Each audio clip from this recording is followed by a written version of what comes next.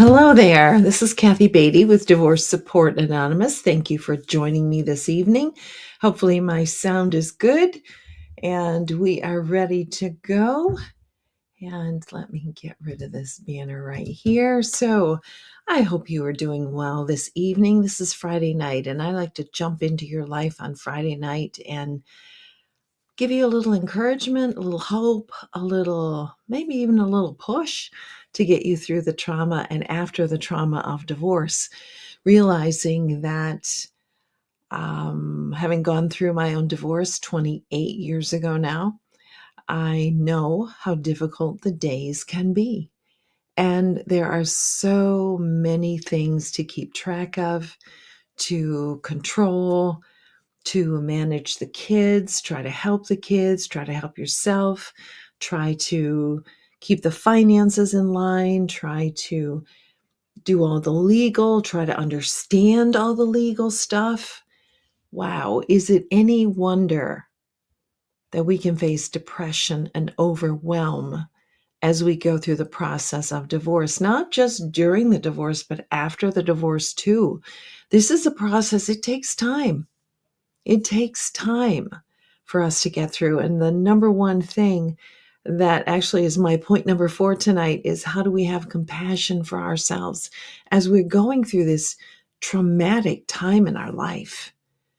And it is traumatic. If you read the definition of trauma in the dictionary, you will say, yep, that's me. That's what I'm going through. Something that affects us profoundly, deeply, and in many ways changes our life forever. But here's the good news: it can change your life for the better. And that's what we work on as we go through my support groups. And then the follow up of building your life after divorce, the 8-week program, really does help us start to focus on the future and where we want to go. But for those of you who are on the thick of it right now, in the thick of it right now, my heart goes out to you. I have been there. I know how difficult it is. What I wanted to talk about tonight is depression in and after going through divorce. So before I jump into that, let me just say that May 20th, my next group will begin. It will be hybrid.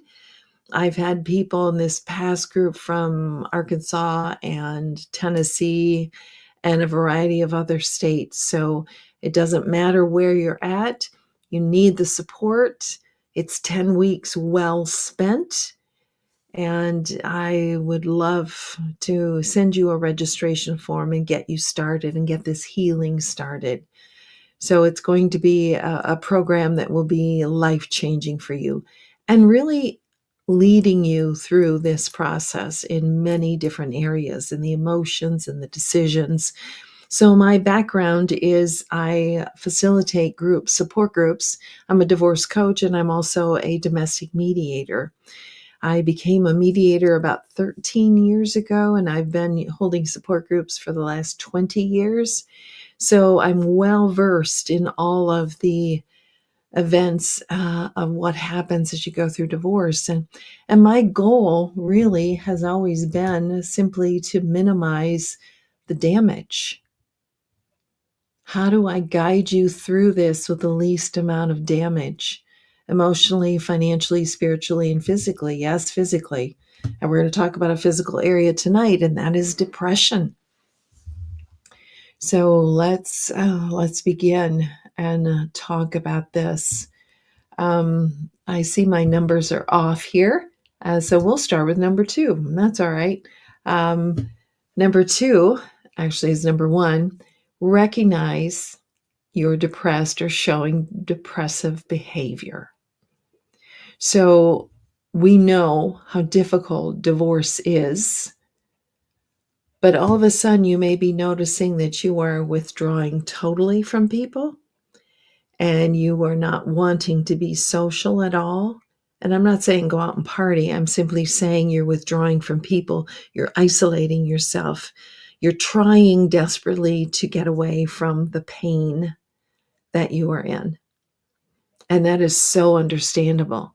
So you're seeing yourself and you're seeing maybe perhaps you're using coping skills that are not healthy, as many people do. That could be retail therapy, that could be alcohol, that could be drugs, many different things. Because you know what we're needing right now? We're needing comfort. We're needing direction and comfort. We need someone to say, you're going to make it and you're going to be okay. And I have said that literally to hundreds of individuals going through the process of divorce. You are going to make it through here. And how do I know that? Because you're listening to this podcast and you are intentionally working on getting help for yourself. And that's huge. That's huge. So being depressed, you might withdraw, not want to be around anyone, not asking anyone for help, and just isolating in a very unhealthy way, which is really detrimental to your physical health, along with your spiritual, mental health. So we were never meant to live isolated.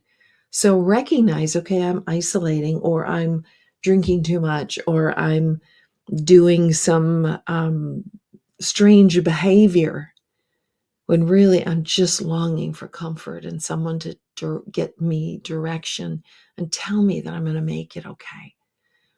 So the first point is to recognize that you are depressed or you're showing depressive behavior. That's step number 1. You've got to recognize it. Okay, what's going on with me here? I'm really acting different than I usually do.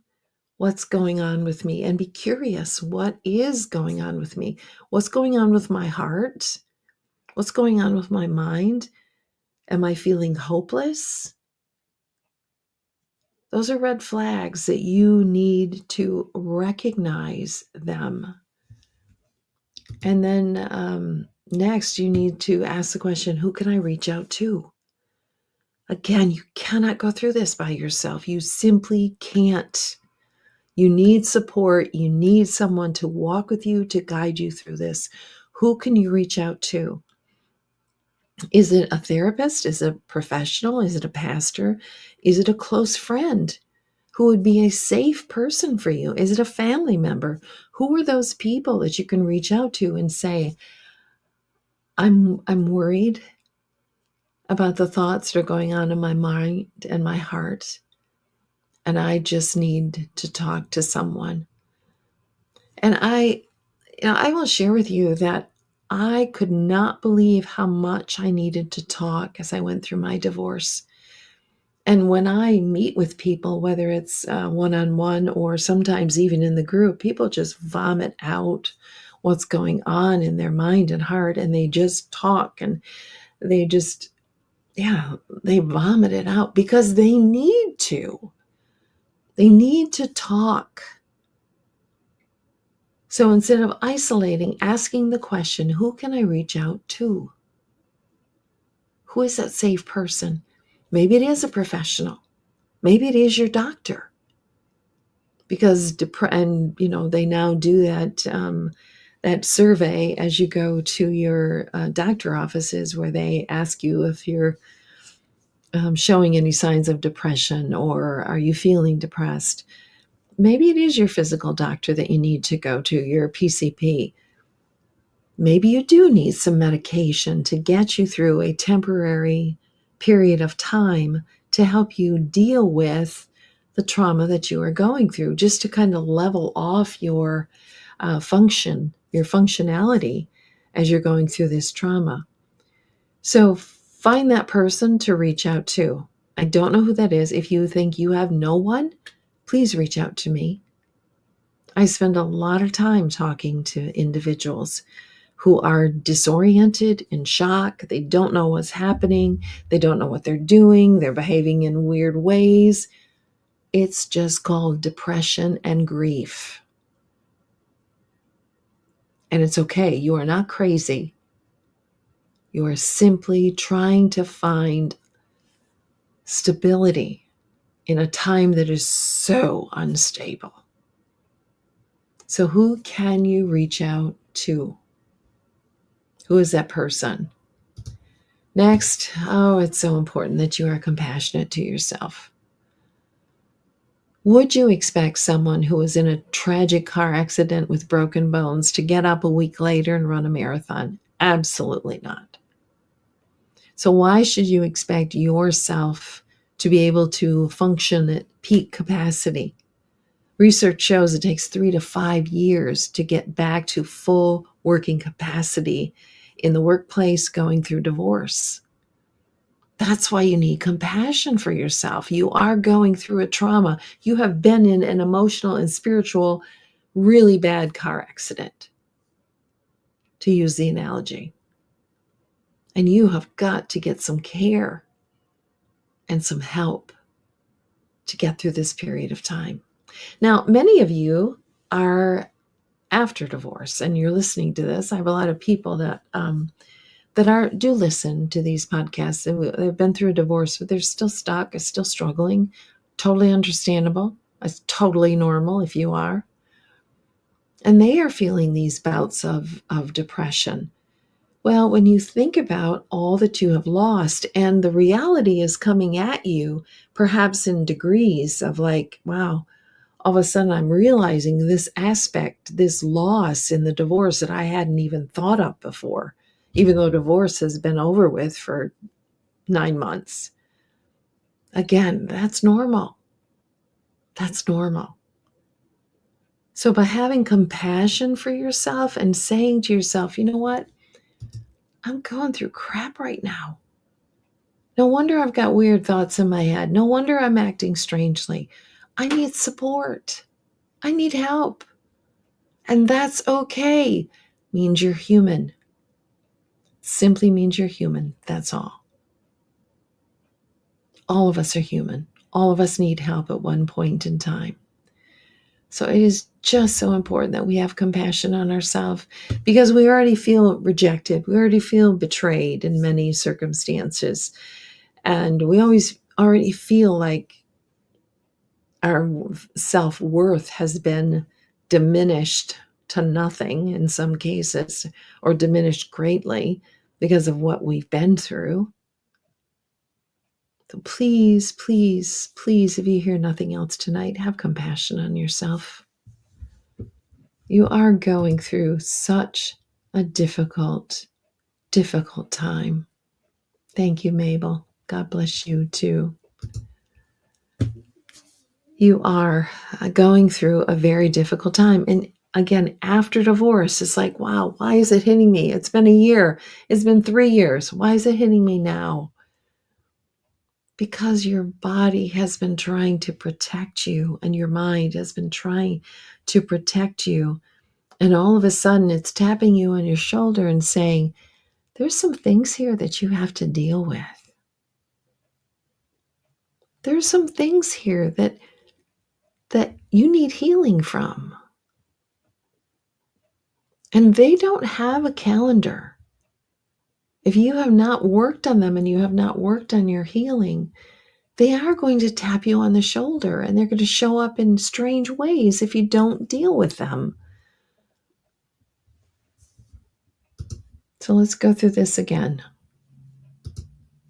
You have to recognize that you are depressed or showing depressive behavior. That could be isolation, that could be unhealthy coping skills, that could be not functioning well, not able to think clearly, which is natural from divorce, but maybe to the extent that where you are paralyzed, this could very well be depression or grief. Who is that person that you can reach out to? Does it need to be a professional, or does it need to be a very close friend who can simply listen to you? You don't need their advice right now. You need them to listen, to be compassionate to you, and then you have to be compassionate to yourself because of what you have gone through is so very traumatic. The losses are huge. The grief is real. And this grief is physical as well as it is emotional and spiritual. And your body is trying to survive, it's trying to cope right now. And it again is seeking comfort. You know, I do remember during that time of realizing, wow, what I'm doing is I'm seeking comfort. I need comfort. I need someone to say, you're going to be okay. You're going to make it. I needed human touch, healthy, non-sexual human touch. And once I realized that, I was better able to allow myself to receive it from friends, from coworkers, from people who were just really compassionate, from my church. Bless their hearts. They were so good to me, which is not always the case. My church was so good to me. So let's jump into some scriptures. You know, the book of Psalms is such a raw piece of songs, poetry, writing. I always tell my groups, the Psalms understands.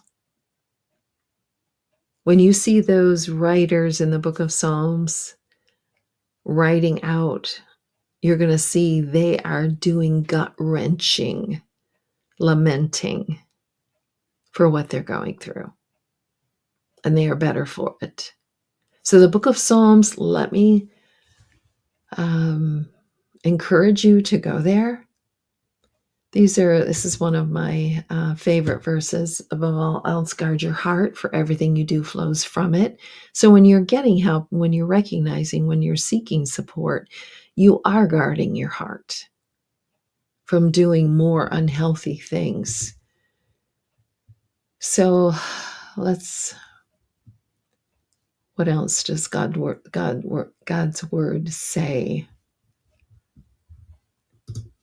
The Lord is a stronghold for the oppressed, a stronghold in times of trouble. God is a place that you can be comforted, and you can hide, and you can get direction. He's all that.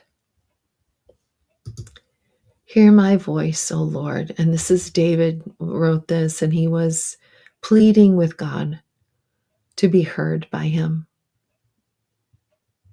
Hear my voice, Lord, when I call. Have mercy on me and answer me. Come, says my heart, seek God's face. Your face, God, do I seek. Even if my father and mother forsake me, the Lord will take me in. Don't you just love that assurance? I love the Psalms. Be gracious to me, Lord, for I'm in distress. With grief in my eyes are wasted. My soul and body are spent, but I trust you, Lord. I say, you are my God. And there's such comfort in that, no matter what we are going through. No matter what we are going through. Finally, the Lord is close to the brokenhearted and saves those who are crushed in spirit. Crushed in spirit is such an articulation of what you're feeling in many circumstances. Don't let anyone say, oh, you should be over it by now. Oh, it's been a year. Oh, it's been 5 years. Don't let anyone say that to you. I promise you, they've not been through a divorce. Grief, depression, your body, your heart and mind is going to go at its own pace. There is no template for this. You're going to go at your own pace. My plea to you is do not go alone. Join a support group. Get a counselor, get a pastor, a friend, talk, start letting all of this out so you can begin to heal. I hope this has been of help. This is Kathy Beatty, wanting to encourage you and walk alongside you every step through the trauma of divorce and after divorce. Have a good night.